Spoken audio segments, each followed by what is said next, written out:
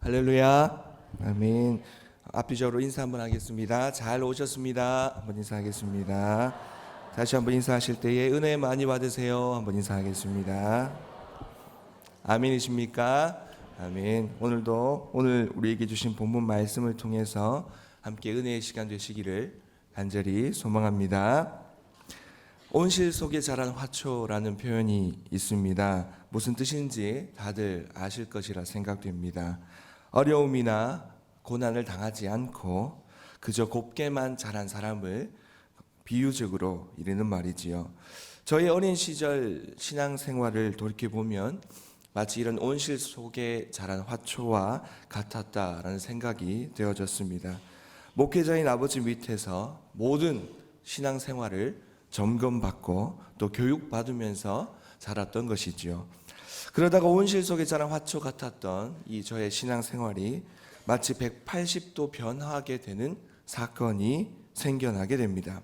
하나님께서 저를 너무너무 사랑하신 나머지 당시 미국 쌍둥이 빌딩 테러 사건으로 전쟁 중이었던 이라크로 하나님께서 저를 파병 보내신 사건입니다.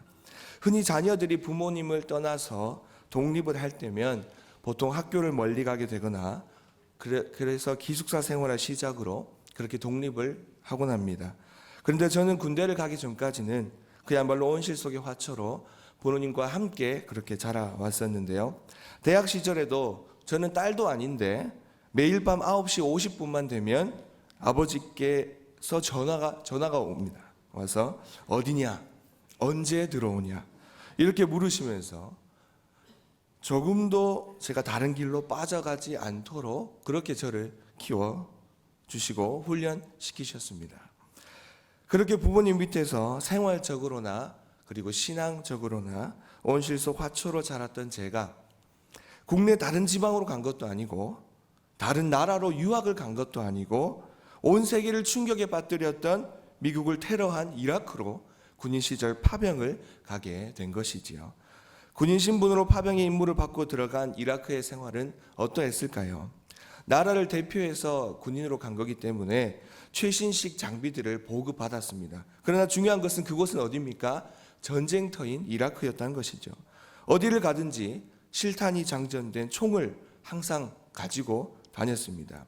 그리고 40도가 넘는 무더운 날씨에도 10km 가까이 되는 방탄조끼를 항상 착용하고 다녔습니다. 그런 전쟁터에서 온실 속 화초의 모습이었던 저의 신앙생활은 완전히 뒤바뀌게 됩니다. 아버지를 통해서 만났던 하나님이 아니라 온전히 저와 하나님과의 1대1의 만남이 된 것이죠. 가정예배를 통해서 그리고 모교회를 통해서 만났던 하나님이 아니라 전쟁의 위험이 도사리는 그 이라크 땅에서 하루하루라도 기도하지 않고는 버틸 수 없는 그곳에서 뜨겁게 하나님을 찾고 하나님을 부르짖으며 온전히 저 자신과 하나님과의 1대1의 교제를 이어가게 된 것입니다. 이러한 하나님의 뜨거운 교제의 순간들은 오늘 이 새벽에 나오신 성도님들 또한 경험해 보셨을 것입니다. 40일 특별 새벽 기도가 그 어떤 날보다 은혜로운 이유가 무엇이겠습니까? 담임 목사님을 통해서 매일매일 공급되어 이 은혜의 로마서 말씀을 통해서 우리가 무엇보다 매일매일을 하나님과의 뜨거운 교제로 나아갔기 때문입니다. 아멘이십니까? 오늘 우리가 살펴볼 본문의 말씀 또한 이 사실을 이야기하고 있습니다. 오늘 본문의 말씀은요, 출애굽 시대의 위대한 지도자였던 모세의 죽음을 다루고 있는 말씀입니다. 120년간 그야말로 파란만장한 삶을 살면서 인류 역사상 가장 뛰어나고 가장 위대한 지도자요 선지자였던 이 모세의 마지막 순간과 죽음, 그리고 그 모세에 대한 평가를 이 짧은 한 장의 분량에 담아내고 있습니다. 우리가 흔히 알고 있는 위인전책을 생각해 보시면 모세의 마지막 생애와 마지막 순간 그 모세의 평가를 아주 두꺼운 책으로 써낼 수도 있을 정도일 텐데요. 그러나 오늘 본문에서는 모세의 그 어떠한 위대한 모습을 강조하기보다 12절의 짧은 분량으로 모세가 정말 하나님과 신실하게 하나님과 뜨겁게 교제한 자였다라는 사실을 강조하고 있는 것이죠. 오늘 본문의 말씀인 10절 말씀을 함께 읽어보겠습니다. 10절 말씀입니다. 시작.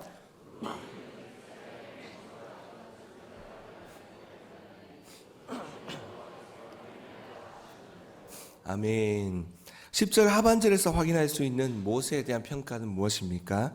모세는 여호와께서 다음에 어떤 자로 나와 있죠? 대면하여 아시던 자였다라고 나와 있습니다. 여기서 이 대면하다라는 것은 얼굴과 얼굴을 마주하였다라는 뜻입니다. 얼굴과 얼굴을 마주할 정도로 하나님과 아주 뜨겁게, 아주 가깝게 친분을 유지했다. 인격적인 교제를 나누었다라는 뜻이 되는 것이죠. 즉 모세는 그렇게 하나님과 가까이 지내며 동행한 자였습니다. 출애굽기 말씀에 보면 하나님께서 모세에게 말씀하실 때 마치 사람이 그 친구와 이야기하듯이 가까이 대면하여 말씀하시는 모습을 볼 수가 있습니다. 33장 11절 말씀에 보면 사람이 자기의 친구와 이야기함 같이 여호와께서는 모세와 대면하여 말씀하시며 라고 나와 있습니다. 민수기 12장 8절에도 그와는 내가 대면하여 명백히 말하고 은밀한 말로 하지 아니하며 라고 말씀하셨고요. 그리고 우리가 잘 알듯이 시내산에서 하나님께서는 모세와 시간에 구애받지 않고 단둘이서 오랜 시간을 함께 하셨다는 것을 잘 아실 것입니다. 이처럼 모세는 무엇보다 하나님과 뜨겁게 하나님과 인격적인 교제를 나누면서 하나님의 뜻을 알고 실천하기를 힘썼다는 것이지요.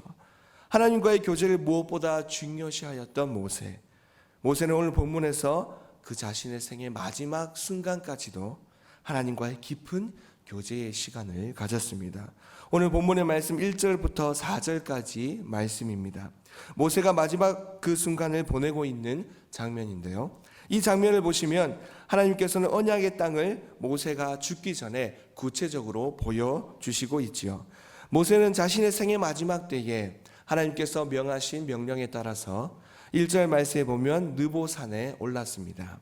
산맥에서 가장 높은 봉우리에 해당하는 이 느보산은 요단 서편 일대를 멀리까지 관찰 가능한 곳이었습니다.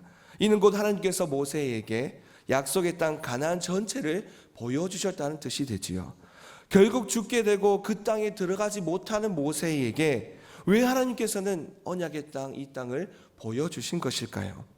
우리가 이렇게 의심하고 생각할 수 있지만 중요한 것은 무엇입니까? 우리는 이 모습을 통해서 하나님의 신실한 종이었던 모세가 그 생의 마지막 순간까지도 하나님과 정말 뜨겁고 친밀한 관계에 있었음을 기억해야 하는 것입니다.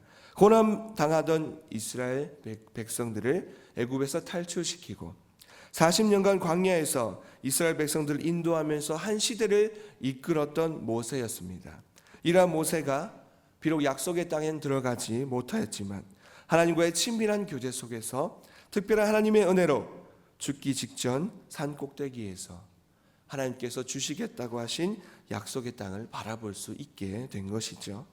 따라서 모세는 비록 자신은 그 땅에 들어가지 못하였을지라도 이스라엘은 하나님께서 예비해 두신 이 언약의 땅을 차지할 것을 굳게 믿고 하나님께 감사드리며 하나님께 영광 올려드리며 하나님과의 친밀한 교제 가운데 그 생의 마지막을 보내었을 것입니다.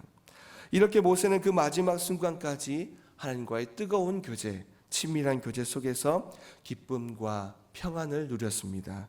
이로 인해서 죽음의 순간인 7절 말씀을 보시면 눈이 흐리지 아니하였고 기력이 쇠하지 아니하였을지라도 담대하게 하나님께 영광 올려드리며 죽음을 맞이할 수 있었던 것입니다.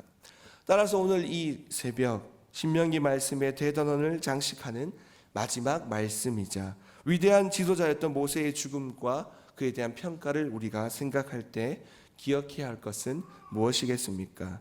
모세가 탁월한 지도력을 갖췄고 출애굽 시대의 위대한 지도자였다는 이러한 표면적인 평가보다 모세가 하나님과 얼굴을 맞대었다라고 표현할 만큼 하나님과 뜨겁게 교제하였다는 사실을 기억하시길 간절히 소망합니다. 하나님과 마주 대하여 대화를 나누었다는 것. 모세는 마치 얼굴을 맞대고 대화를 나눌 만큼 하나님과 뜨겁게 하나님과의 친밀한 교제로 나아간 자였습니다. 본문 말씀에서 모세가 이렇게 위대한 지도자로 평가받을 수 있는 것은 다름 아닌 누구보다 하나님과 친밀한 관계로 나아갔기 때문인 것이죠. 11절과 12절의 말씀을 보시면 모세가 하나님의 능력과 위엄을 드러내는 자였음이 나오는데요. 이렇게 큰 권능과 위엄을 행할 수 있었던 것 또한 어디에서 비롯된 것이겠습니까? 하나님과의 뜨거운 교제를 통해서, 하나님과의 인격적인 만남을 통해서 나아갔을 때 하나님께서 능력 주셨기 때문인 줄 믿습니다. 따라서 오늘 본문 말씀에서 모세를 향한 짧고 강렬한 평가에서 강조하는 것, 그 뛰어난 리더십도 아니요, 뛰어난 용기나 외모도 아니요, 누구보다 하나님과 친밀한 자, 누구보다 하나님과 뜨겁게 교제하였다는 자였음을 기억해야 할 것입니다.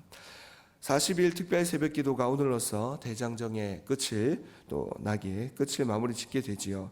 40일 동안 담임 목사님께서 은혜롭게 전해주신 이 로마서를 통한 믿음 여행이 얼마나 은혜로웠는지 모릅니다. 제가 앞서 말씀드렸듯이 이 특별 새벽기도가 너무나 은혜로웠던 이유, 특별히 오늘 본문과 연결시켜보면 무슨 이유겠습니까? 매일매일 뜨겁게 하나님과의 교제 가운데 나아갔기 때문일 것입니다. 따라서 40일 동안 뜨겁게 하나님과의 교제 가운데 나아갔다면 이제 새로운 시작입니다. 40일 특세의 또 다른 핵심은 어디에 있는 것일까요? 바로 41일째에 있는 것이 아닐까 생각되어집니다. 그렇다고 해서 무조건 새벽을 깨워서 나오는 것만이 정답입니다 라고 말씀드리는 것은 아닙니다. 핵심은 무엇입니까? 어떤 시간이든 하나님과의 뜨거운 교제의 시간을, 하나님을 간절히 만나는 시간을 확보하시라는 말씀입니다. 새벽을 깨우기 힘든 여건과 상황이시라면 하루 가운데 각자 하나님과의 뜨거운 교제의 시간을 확보하시길 간절히 소망합니다. 남을 통해서 전해 듣게 된 하나님이 아니라, 남이 만나는 하나님을 구경하는 것이 아니라, 무엇보다 내가 1대1로 하나님과 얼굴과 얼굴을 마주하며 대화한다고 표현할 만큼 뜨거운 하나님과의 교제의 시간, 뜨거운 하나님과의 만남의 시간을 확보하시길 간절히 소망합니다. 그리하여서 오늘 본문에서 모세와 같이 먼 훗날 누군가가 우리의 모습을 평가할 때 이 사람은 누구보다 하나님을 뜨겁게 사랑하는 자였습니다. 이 사람은 누구보다 하나님과의 만남의 교제를, 그 시간을 뜨겁게 사모하는 자였습니다. 이러한 고백을 통해서 정말 어디에서든지 하나님과의 교제 가운데 행복과 기쁨을 누리시고 그렇게 받은 하나님의 사랑을 흘려보내실 수 있는 저와 모든 성도들 되시기를 간절히 소망합니다. 함께 기도하겠습니다.